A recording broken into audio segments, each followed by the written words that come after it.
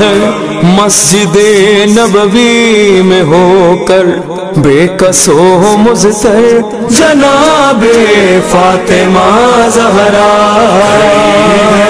مسجد نبوی میں ہو کر۔ اب ہم جنگ نہیں کریں گے، اور فدق جو ہے وہ رسول خدا کو ایسے ہی دے دیا بغیر جنگ کے، کہ یہ سب باغ فدق کی ساری جو املاک ہیں یہ آپ رکھ لیجیے۔ اب وہ کیا ہے؟ مال غنیمت نہیں ہے، وہ ہے انفال۔ اب اس پہ کسی کا حق نہیں ہے، صرف رسول خدا صلی اللہ علیہ وسلم کا حق ہے۔ امیر علیہ السلام نے اس وقت جو ہے وہ جب دیکھا کہ باغ فدق جناب ختنی مرتبت کو دے دیا گیا ہے، تو جناب ختنی مرتبت نے اس آیت کے نزول پہ، اس آیت کے نازل ہونے پہ کہ وَآتِ ذِی الْقُرْبَىٰ حَقَّهُ، اور اپنے قرابت داروں کو ان کا حق ادا کر دیجئے، تو انفال تھا باغ فدق، تو آپ نے فوراً وہ جناب سیدہ کو اپنی زندگی میں دے دیا، اور اس کا بہرحال بہت بڑا بجٹ تھا، بہت بڑا باغ ہے، ابھی بھی باغ کے آثار باقی ہیں، اور اس پورے باغ سے جو جنگوں کا خرچہ تھا جو چلتا تھا، بے انتہا فقراء کی مدد کرتے تھے جناب امیر جناب سیدہ۔ جناب سیدہ نے جناب امیر سے کہا کہ وہاں پہ میری طرف سے نوکر چاکر وہاں پہ رکھ دیجئے جو کہ اس کی باغ کی دیکھ بھال کرتے رہیں، اور اس کی بہرحال کام باقی بہت زیادہ ہوتے ہیں۔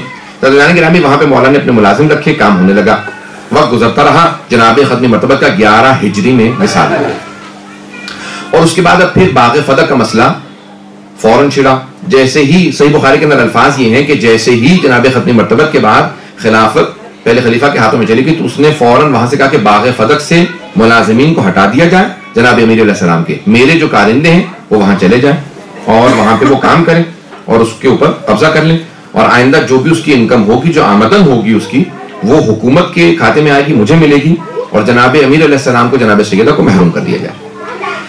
بس یہ سننا تھا۔ بی بی نے فوراً کسی کو بھیجا کہ کیا بات ہے، تم نے میرے ملازموں کو وہاں سے کیوں ہٹایا ہے اور یہ باغ فدق پہ تم نے قبضہ کر لیا؟ تو انہوں نے پیغام بھیجا کہ نہیں، آپ کا نہیں ہے، یہ پیغمبر اسلام نے مجھ سے کہا تھا کہ یہ میں لے سکتا ہوں۔ بس پھر بی بی نے سب کو جمع کیا، اور پھر باقاعدہ ایک خواتین کا جھرمٹ، قریش کی جو جتنی بھی وہ بنی ہاشم کی خواتین تھیں، قریش کی جتنی بھی مسلمان خواتین تھیں، سب کو جمع کیا، کہا کہ میں اپنا حق مانگنے کے لیے جانا چاہتی ہوں۔ عزیزان گرامی، ابھی میں نے پوری تمہید باندھی، اس سے میں آگے بڑھنا چاہتا ہوں کہ یہاں جناب سیدہ سلام علیہ نے سب کو جمع کیا، اور اب بحثیں یہاں پہ ایک تو ہے فے یا انفال کی، انفال یا فے یہ دو اصطلاحات قرآن کے اندر، کہ وہ صحابہ کا نہیں ہے، صرف رسول خدا کا ہے، اور پیغمبر اسلام نے جناب سیدہ کو دے دیا۔ جناب سیدہ نے ساری مستورات کو جمع کیا اور چلنے لگی۔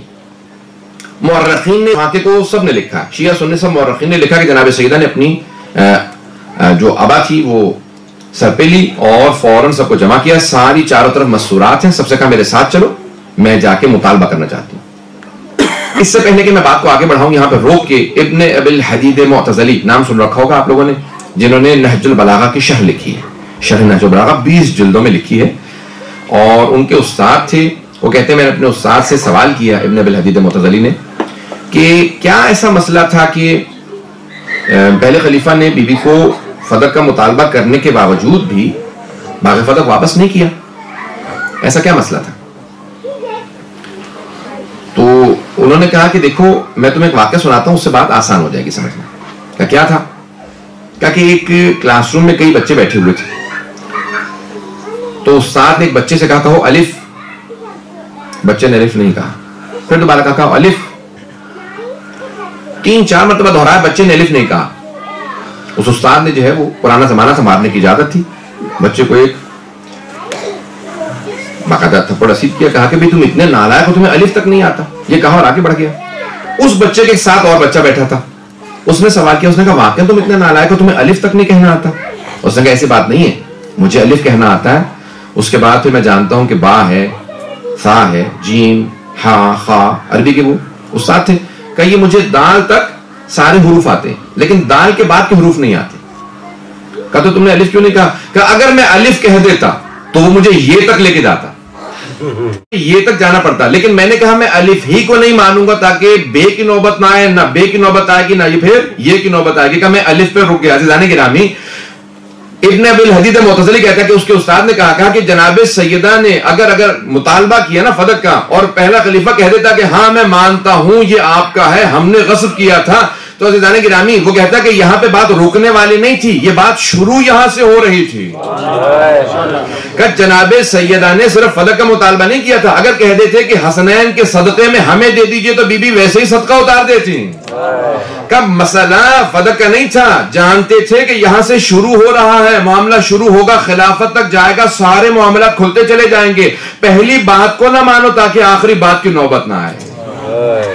بات آدھے ہوئی ہے عزیزان گرامی، اس لیے ہم نے پہلی ہی بات کو نہیں ماننا تاکہ پھر آخری بات کی نوبت نہ آئے۔ اب کیا مسئلہ ہوا؟ جناب سیدہ نے کہا نہیں، میں تاریخ میں ایسا نہ ہو کہ کوئی یہ کہہ دے جناب سیدہ نے مطالبہ نہیں کیا تھا، کہا کہ نہیں، میں تاریخ کے اوراق پہ یہ مقدمہ درج کروانا چاہتی ہوں۔ اب میں اس پورے مقدمے کو خطبے کے چند جملوں کو پیش کرنا چاہوں گا آپ کے سامنے، یہ ساری میں نے تمہید باندھی ہے۔ اب آئی ہیں جناب سیدہ، دربار میں برقع لے رکھا ہے، چاروں طرف مستورات ہیں، بیوی نے سر پہ ایک عبا ہے، ہاتھ میں اپنے بابا کا عصا ہے، اور بیوی چلتے ہوئے آئی ہیں کہ ایک مرتبہ مسجد نبوی کے اندر اب اس پورے مقدمے کو پیش کریں۔ اور آنے کے بعد بیوی نے کہا کہ قرآن کے اندر، بیوی نے پہلے حمد باری تعالیٰ بجا لائی اور کہا کہ تمام تعریفیں اللہ کے لیے ہیں، اور الحمدللہ علی ما الہما، اور اس خداوند متعال کے تمام تعریفیں کہ جس نے ہر چیز ہم پہ الہام کی ہے، وہی ہم پہ بھیجی ہے، جتنی نعمتیں اس نے آل محمد کو عطا کی ہیں کسی کو عطا نہیں کی ہیں۔ عزیزان گرامی، حمد باری تعالیٰ بجا لا رہی ہیں لیکن اس کے اندر بھی فضائل اہل بیت کو واضح کر رہی ہیں۔ عزیزان گرامی، وہاں پہ بی بی نے ایک مقدمہ پیش کیا اور اس کے بعد کہا کہ اس خداوند متعال نے جب ہر طرف ظلمت تھی، تاریکی تھی، چاروں طرف کفر ہی کفر تھا، شرک ہی شرک تھا، اس خداوند متعال نے میرے بابا کا انتخاب کیا، کہا اے محمد جاؤ جا کے میری توحید کا دنیا کے اندر پرچار کر دو، سب کو تعارف کروا دو کہ میں کون ہوں۔ کہا کہ اس تاریکی کے اندر ایک نور نمودار ہوا، اس نور کا نام محمد مصطفیٰ تھا، حبیب خدا تھا۔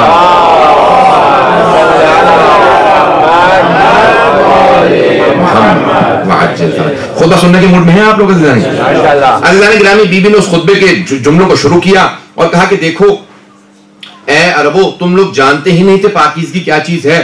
وہ جو بارش کا پانی جمع ہو کے گودالوں میں کھڑا ہو جاتا، زمین میں گڑھے ہوتے ہیں نا، جب بارش ہوتی ہے تو گڑھوں میں پانی کھڑا ہو جاتا ہے، کہ وہ جو پانی گودالوں میں کھڑا ہو جاتا تھا، تم اس جمع شدہ پانی کو پی لیا کرتے تھے، میرے بابا نے تمہیں بتایا پاکیزگی کیا چیز ہے۔ کہ میرے بابا نے بتایا کہ دیکھو زمین میں کنویں کھودے جا سکتے ہیں، آب زمزم کو جاری کیا، کہ ہر چیز کی پاکیزگی میرے بابا نے سمجھائی۔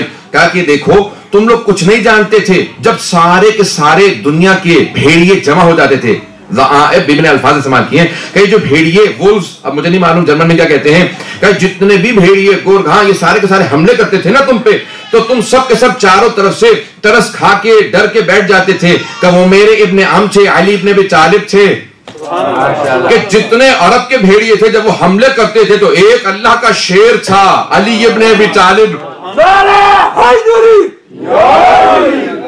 سارے عرب کے بھیڑیوں کے سروں کو توڑنے والا اللہ کا ایک شیر تھا، جس نے تم میں سے کبھی کسی کو زحمت نہیں دی۔ جب تمہارے سروں پہ پرندے بیٹھے ہوتے تھے تم ہلنے کی کوشش نہیں کرتے تھے، وہ ایک علی تھے جو کھڑے ہوتے تھے، ہر عرب کے سر کو توڑ کے بتاتے تھے میں اللہ کا بھیجا ہوا شیر ہوں۔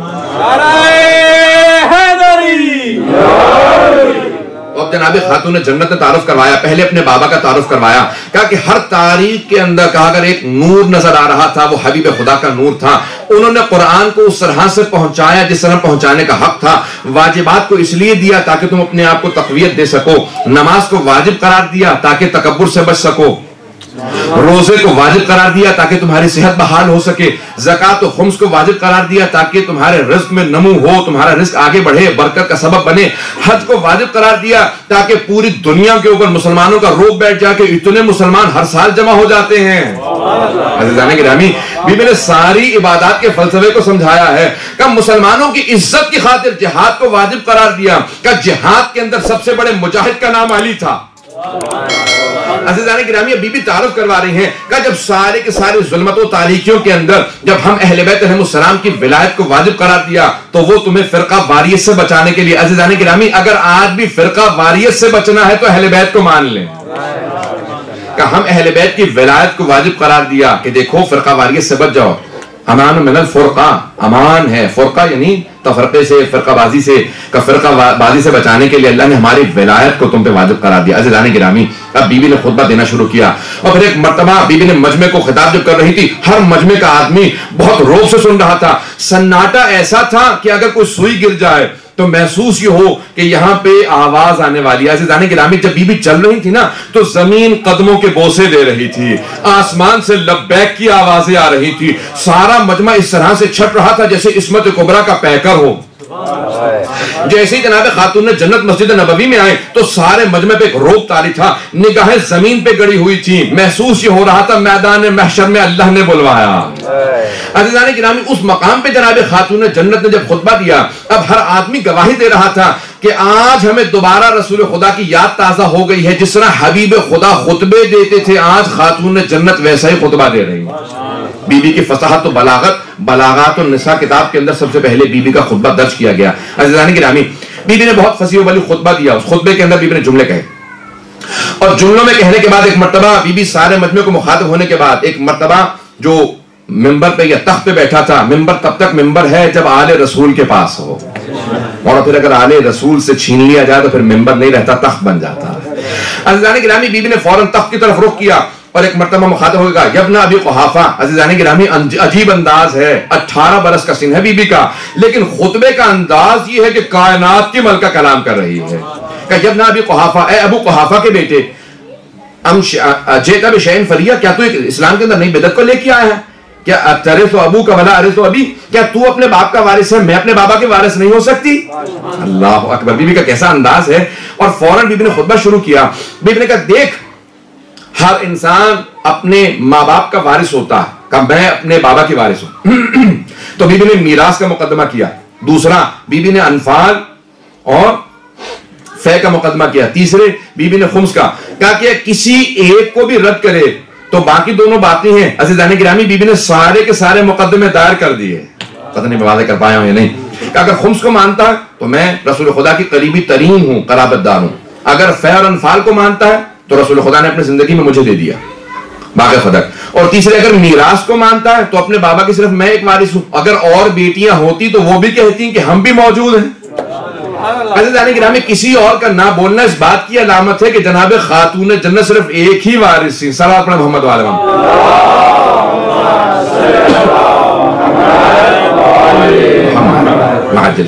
عزیزان گرامی، کون ہے جناب خاتون جنت؟ کہ جو ایک وارثہ ہیں رسول خدا کی۔ اب انہوں نے یہ سب چیزیں آپ کے سامنے پیش کی، سارے دنیا کے سامنے قیامت تک کے لیے درج کیا جائے کہ یہ 3 مقدمے ہیں۔ اب فوراً اس نے کہا کہ نہیں،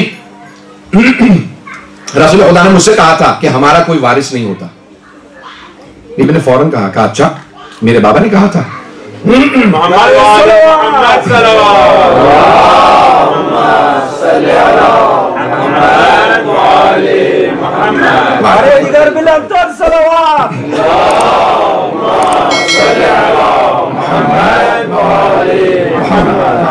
عزیزان گرامی، بیوی نے فوراً کہا کہ آیا ہر مومن اپنے باپ کا وارث ہے تو پھر میں اپنے بابا کی وارث کیوں نہیں؟ کیونکہ آپ کے بابا نے مجھ سے کہا تھا کہ نحنو معاشر الانبیاء لا نرث ولا نورث یا نورث، ہم قوم انبیاء نہ کسی کے وارث ہوتے ہیں نہ ہمارا کوئی وارث ہوتا۔ توجہ ہے میں کہ میرے ساتھ؟ اب اس نے جواب یہ دیا، کہا کہ نہ ہم کسی کے وارث ہوتے ہیں، نہ نبی کسی کا وارث ہوتا ہے اور نہ ہی نبی کا کوئی وارث ہوتا ہے۔ بیوی نے کہا کہ تو ہر بات پہ مجھ سے گواہ مانگتا ہے، تو ہر بات پہ کہتا ہے کہ گواہ لے کے آئیے، یہ آپ کی میراث ہے گواہ لائیے، یہ آپ کا ہے گواہ لائیے، مکان آپ کا ہے گواہ لائیے۔ بیوی نے کہا تو یہ بتا، یہ جو ابھی تو نے میرے بابا سے منسوب حدیث کہی ہے، تیرے پاس کوئی گواہ ہے؟ اس نے کہا نہیں میرے پاس کوئی گواہ نہیں، مجھے رسول خدا نے تنہائی میں کہا تھا۔ پتہ نہیں بات پہنچ رہی ہے کہ نہیں پہنچ رہی ہے؟ عزیزان گرامی، میری کئی مرتبہ بحث ہوئی، میں نے بہت سے لوگوں سے پیش کیا اس بات کو، کہا کہ نہیں وہ اپنی جگہ پہ صحیح تھے، بیوی اپنی جگہ پہ صحیح تھی۔ میں کیوں؟ کہا بھئی بیوی اپنی میراث مانگ رہی تھی، ان کا حق بنتا تھا، اور وہ بھی صحیح تھے کیونکہ پیغمبر نے ان سے کہہ دیا تھا۔ عزیزان گرامی، اگر معاذ اللہ پیغمبر نے کہا ہوتا تو ان سے کہنے کی کیا ضرورت تھی؟ بیوی سے کہہ دیتے میراث مت مانگنا، قیامت تک کے لیے سارے شیعہ پیچھے پڑے رہیں گے۔ پتہ نہیں بات واضح ہو رہی ہے یا نہیں ہو رہی؟ تو جس سے متعلق تھا ان کو بتا دیں آپ کی میراث نہیں ہے، یہ ہمسایہ والوں کو بتانا میرے بچوں سے حق چھین لینا۔ یہ نہیں سوچتے کہ پیغمبر پہ حق جا رہا ہے، یہ کہنا کہ تم حق چھین لینا اور ان سے نہیں بتا رہے کہ حق مت مانگیے گا۔ تو کہا کہ نہیں، मुझसे पैगंबर ने कहा था, बीबी ने कहा कोई गवाह ले किया। अज़ीज़ान गिरामी, उसने कहा मेरे पास कोई गवाह नहीं है, रसूल खुदा ने तन्हाई में कहा था। तो एक खातून बोली बाबा जान तन्हा नहीं थे, मैं भी पर्दे में बैठी हुई थी, मैंने सुना था। अज़ीज़ान गिरामी, जिसने गवाही पेश की, तवज्जो कीजिएगा, सारे मजमे की तवज्जो हो, जिसने गवाही पेश की उसी ने कल अपने बाप के मरने पे कहा मेरे बाबा को मेरे घर में दफना दो। कहा ये रसूल खुदा का घर है, आपका नहीं। कहा मेरी मीरास है। जो जनाब सैयदा की मीरास का इनकार करते अपनी मीरास कैसे मांगे? पता नहीं बात वादे है या नहीं है। अज़ीज़ान गिरामी, कहा कि मेरी मीरास में मेरे बाबा को दफना दो। कहा कि तुमने तो कहा था बाबा जान अंबिया का कोई वारिस नहीं होता। ये आपने बिल्कुल सही कहा, मैं सुन रही थी। अज़ीज़ान गिरामी, फिर अपनी मीरास मांगने का हक नहीं रहता। मैं बहुत आपके सामने तफसील से पेश कर रहा हूं, मुकद्दमे को सुनते जाइएगा। तो अज़ीज़ान गिरामी, जनाब सैयदा ने कहा कि तू गवाह लेके आ। कहा कि नहीं, गवाह आप लेके आइए, क्योंकि बाग़े फदक आप मुझसे मांग रही। बीबी ने कहा मैं मांग नहीं रही हूं, बाग़े फदक मेरे पास था, तूने मेरे मुलाजिमों को हटाया। तवज्जो कीजिएगा अज़ीज़ान गिरामी, पूरी दुनिया में कानून है, इस्लाम से लिया गया, बरतानिया ने दिया है, द लॉ ऑफ पोजेशन इसे कहते हैं, कानून कायदतुल यद अरबी में कहा जाता है, यानी कब्जा जिसे कहते हैं कि जो चीज जिसके कब्जे में होती है वो उसी की है। ये अमामा मेरे सर पे है, अगर कोई आदमी कहे ये अमामा मेरा नहीं है उसका है, तो मुझे गवाह की जरूरत नहीं है। जो आदमी मेरे खिलाफ कहेगा ना ये अमामा उसका, वो मेरे खिलाफ गवाह लाएगा कि अमामा उतरवाओ, ये अमामा मेरा। तवज्जो कीजिएगा अज़ीज़ान गिरामी, इसे कहते हैं लॉ ऑफ पोजेशन, जो चीज जिसके पास है उसी की है। दूसरा जो मुकदमा दायर करेगा वो गवाह लेके आए। बीबी ने कहा मेरे नौकर मुलाजिम वहां काम करते हैं, अगर तू कहता कि तेरा है तो तू गवाह लेके आ, मुझसे क्यों गवाह मांगता है? अब तक वहां पे नौकर काम करते रहे, 4 साल से लोग काम कर रहे हैं, तू आज कह रहा कि तेरा, तो तू गवाह लेके आ। तवज्जो कीजिएगा अज़ीज़ान गिरामी, तो उसने कहा नहीं मेरे पास गवाह नहीं, हमने कब्जा कर लिया, अब आप गवाह पेश कीजिए। बीबी ने कहा कि मैं कुरान से, मैं तो बता रही हूं कि मैं कुरान के अंदर आया कि उलुल अरहाम बादहुम बा, ये जितने भी रहम वाले हैं यानी जितने भी खूनी रिश्तेदार हैं वो वारिस होते हैं। का कुरान की आयत है, मैं कुरान से तुझे दलील पेश कर रही हूं। का नहीं, लेकिन हदीस मौजूद है रसूल खुदा की कि हमारा कोई वारिस नहीं। बीबी ने कहा तू कैसा मुसलमान है, मैं आयत पेश करती हूं तो अपने पास से बना के हदीस ले आता है। तवज्जो तवज्जो तवज्जो अज़ीज़ान गिरामी, बीबी ने कहा मैं आयत पेश कर रही हूं। कहा कि नहीं मैं इस मकाम पे तस्लीम नहीं कर सकता क्योंकि यहां पे एक्सेप्शनल केस है। तवज्जो कीजिएगा अज़ीज़ान गिरामी, बीबी ने कहा कि अच्छा तू कहता है कि मेरे बाबा ने फरमाया, मैं नहीं मान सकती। क्यों? क्योंकि कुरान मेरे बाबा पे नाजिल हुआ था और ये हदीस जो तूने अभी घर के पेश की है ये कुरान की मुखालिफत कर रही है। तवज्जो तवज्जो तवज्जो, क्या कुरान की मुखालिफत पेश कर रही है? तो ऐसा हो ही नहीं सकता कि मेरे बाबा कुरान के बरखिलाफ कोई बात कह दें। मैं तुझे कुरान से आयात पेश करती हूं जहां वारिस भी नबी है, जिसका वारिस है वो भी नबी है।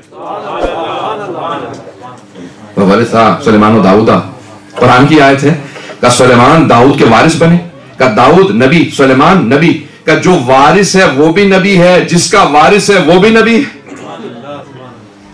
पता नहीं बात पहुंचा पाया हूं या नहीं। जनाब दाऊद नबी हैं, जनाब सुलेमान नबी, दोनों बाप बेटा है। जनाब दाऊद वालिद है, जनाब सुलेमान बेटे हैं। का तू कहता है अंबिया का कोई वारिस नहीं, ये कुरान की आयत है। अब जैसे आप खामोश, पूरा मजमा खामोश था। बीबी ने कहा दूसरी आयत सुन, जनाबे ज़करिया दुआ मांग रहे हैं जनाब यहया के लिए और कहते हैं रब्बे हबली मिल्लदुन का, परवरदिगारा अपने पास से मुझे एक वारिस इनायत फरमा, यरिसुनी व यरिसु मिन आले याकूब। तवज्जो तवज्जो तवज्जो, कहा कि परवरदिगारा जो मेरा भी वारिस हो और सारी आले याकूब का वारिस हो। जनाबे याकूब नबी, जो जनाब इसहाक के बेटे हैं वो नबी, जनाब याकूब, जनाब यूसुफ नबी, का ये सारे अंबिया थे। ये जनाब यहया उनके बेटे हैं वो भी नबी, जनाब ज़करिया नबी, जनाब याकूब नबी। का तू कहता है अंबिया का वारिस नहीं, ये सारे अंबिया का वारिस। अल्लाह गिरामी, उसने कहा कि नहीं कोई और दलील पेश कीजिए। बीबी ने कहा अच्छा अगर तुझे गवाह चाहिए तो मैं गवाह लेके आती हूँ। का गवाह कौन है आपका, गवाह लेके आइए। अब सारे खामोश होकर सर झुकाने लगे कि कहीं ऐसा ना हमें गवाह बनाते। हुकूमत से टक्कर लेना बहुत मुश्किल काम है। अज़ीज़ान गिरामी, आज भी लोग कहते हैं कि खामोश रहो, अपने बच्चों से कह देते हैं, रिश्तेदारों से, बेटा खामोश रहो, हुकूमत के खिलाफ मत बोलना, हुकूमत से कौन टक्कर लेगा। बीबी ने एक मर्तबा अपने सर को उठाया, का गवाह पेश करूं? कहा गवाह पेश कीजिए। का उम्मे ऐमन मेरी गवाह है। जनाब उम्मे ऐमन के लिए कहा कि ये मेरी गवाह है। क्या नहीं, ये खातून है, इनकी गवाही आती है। जनाब उम्मे ऐमन खड़ी हो गई। क्या तुमने सुना नहीं था पैगंबर ने कहा था उम्मे ऐमन मेरी विलादत की गवाह है, अगर ये गवाही दे तो गवाही आधी नहीं पूरी है। नारे सलावत, मोहम्मद بشی کہنا لگا کہ نہیں مجھے تسلیم نہیں ہے. بی بی نے فوراً اشارہ کیا. بی بی نے کہا کہ دیکھ پھر میرے شوہر علی بن ابی طالب میرے گواہ ہیں. کہا نہیں شوہر کی گواہی بیوی کے حق میں قبول نہیں ہے. بی بی نے کہا تیرے پاس کوئی آیت یا حدیث ہے کہ شوہر کی گواہی قبول نہیں ہے؟ کہا شوہر کی گواہی کیوں قبول نہیں ہے؟ علی عادل ہیں مرد ہیں. کہا کہ نہیں یہ شوہر ہیں. کہا ٹھیک ہے حسنین میرے گواہ ہیں. کہا یہ نابالغ ہیں. کہا رسول خدا نے جوانان جنت کا سردار بناتے ہوئے یہ نہیں سوچا یہ نابالغ ہے. جب انہوں نے کہا کہ الحسن والحسین سیدہ شباب اہل الجنہ، جب انہوں نے کہا کہ جوانان جنت کے سردار ہیں، انہیں خیال نہیں ہے کہ ابھی نابالغ ہیں، جب بالغ ہوں گے شہادت ہوگی تب جا کے بنیں گے. انہوں نے کہا ابھی ہیں. جب ابھی سردار ہیں تو پھر گواہ کیوں نہیں ہے؟ عزیزان گرامی یہ بی بی کا مقدمہ ہے. جناب خاتون جنت ہے. بی بی نے کہا یہ دونوں میرے گواہ ہیں تاکہ مجھے آپ کی گواہیاں قبول نہیں ہے. بی بی نے ایک جواب دیا. بی بی نے کہا پھر گواہ رہ، میں سارے مجمع کو گواہ بنا کے کہتی ہوں میں اسی مقدمے کو روز قیامت دوبارہ پیش کروں گی اور اس وقت مقدمہ خود خدا کی بارگاہ میں ہوگا. والزعیم محمد، اور میرے بابا میرا مقدمہ لڑنے والے ہوں گے. تو بتا تو کہاں کھڑا ہوگا؟ اللہ اکبر. یہ جناب خاتون جنت، یہ خاتون جنت کلام کر رہی ہیں. عزیزان گرامی اس انداز سے بھی میں نے مقدمے کو پیش کیا. ہر آنکھ میں آنسو تھا، ہر افراد ہر آدمی وہاں پہ لرز رہا تھا. عزیزان گرامی آنکھوں میں آنسو تھے، پاؤں لرز رہے تھے. کسی کے اندر جرت نہیں تھی کلام کر سکے. جب بی بی ہم کلام ہوتی تھی خود وہ خاموش ہو جاتا تھا، اس کی جرت نہیں تھی کہ راستہ روک دے. جب بی بی سوال کرتی تھی جواب دیتا تھا. جب بی بی کہتی تھی خاموش ہو جا میں بات کرنا چاہتی ہوں، پھر اس میں جرت نہیں ہوتی. عزیزان گرامی جس خاتون کا اتنا روب ہو وہ خاتون جنت ہے. یہ سیدۃ النساء، یہ حوض کوثر کی وارث، سورہ کوثر کی مصداق ہے. عزیزان گرامی ایک روب تھا سارے مجمع پہ. بی بی نے ایک مرتبہ اپنی ابا کو اٹھایا اور خواتین سے آواز دی کہ واپس چلو مجھے گھر تک پہنچا دو. وہ جو چاروں طرف خواتین کھڑی تھی نا وہ سب رو رہی تھی. جب بی بی نے آواز دی نا کہ مجھے گھر لے چلو تو مورخین کہتے ہیں کہ مستورات بتا رہی تھی کہ بی بی کے دونوں ہاتھ مستورات کے کاندھوں پہ تھے اور پاؤں زمین پہ خط کھینچ رہے تھے. جسے جھٹلا رہے ہو تو وہی ہے جزو پیغمبر. جناب فاطمہ زہرا کھڑی ہے مسجد نبوی میں ہو کر بے کس و مضطر. جناب فاطمہ زہرا